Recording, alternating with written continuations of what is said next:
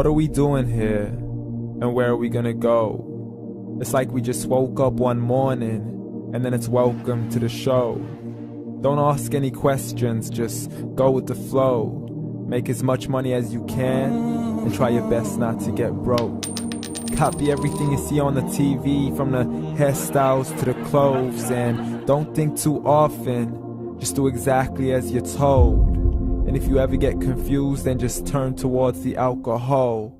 You still hear your thoughts? Then just turn up the radio as you learn to live a lifestyle of drugs, sex, and rock and roll.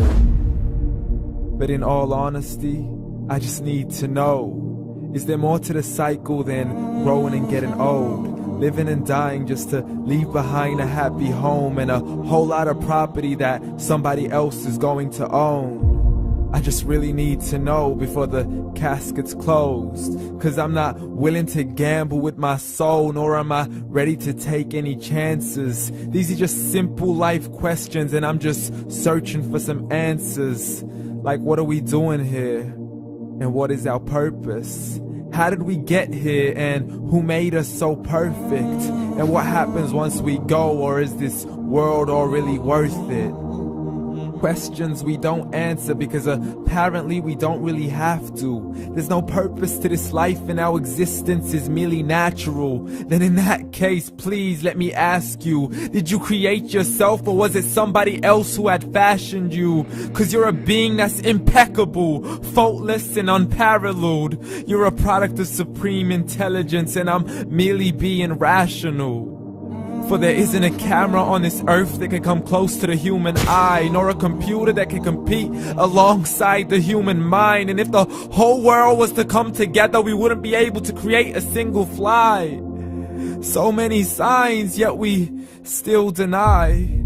As science tries to justify that all this could come from none, when it's a simple sum. 0 plus 0 plus 0 cannot possibly ever give you 1. So from where did all this order come? For everything has its origins, a maker, a creator of its own. I mean, the only reason you're watching this video is because somebody had to press upload.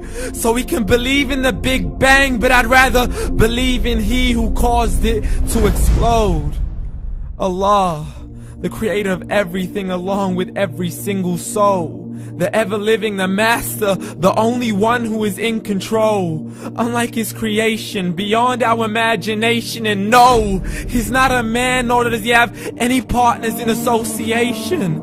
He's on his own. And no, he did not ever leave us alone. Just like every manufacturer, he left us with an instruction manual. The Quran and Islam, and I'm sorry to jump to conclusions, but it's the only one possible.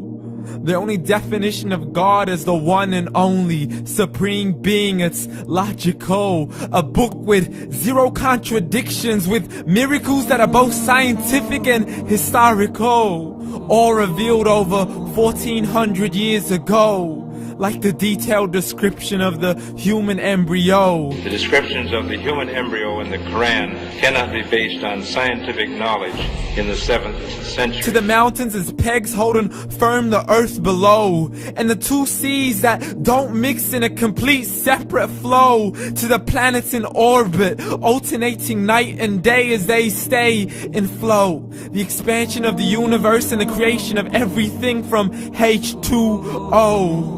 To the stories of the past and the preservation of Pharaoh. To identifying the lowest point in the land where Persia defeated Rome. The gushing fluid that created man in the glands between the ribs and the backbone. And not a word has changed, it's still the same. So please explain how all this was known over 1400 years ago. To a man who couldn't read or write, as he would recite whatever the angels spoke. And if you still don't believe, please try to come up with something that's even close. But you can't, so we took God as a mockery and his messengers as a joke. Muhammad could not read or write. How's somebody who can't read or write gonna start a religion? Dismiss these scriptures as legends and tales of the ancient folk, as we live life according to our whims, desires, and hopes. saying this life is the only home we will ever know. We will live then die, then simply turn to bones. YOLO! Correction, after the grass dies, the rain arrives and it regrows, and Allah promises to do the same thing to your very soul and bring you back from your very fingertips to your toes, as the all-seeing supreme being watches us so close, and we are surely being tested in our wealth, our health, and our self, and everything that we've been blessed with. So believe, for we will surely be resurrected and be brought back to our Lord and account for every single deed, as He hands us our books and orders us to read. From the bad to the good and everything in between. You yourself are sufficient for your own accountability, so don't be mad at me. You are the one who thought He wouldn't come back to me. I gave you a whole life long to search after me, but you were busy in all that which was temporary. So read, and glad tidings to all those who believed. And if you disbelieve, read. And don't let that day be the first day you find out what your life really means. Read.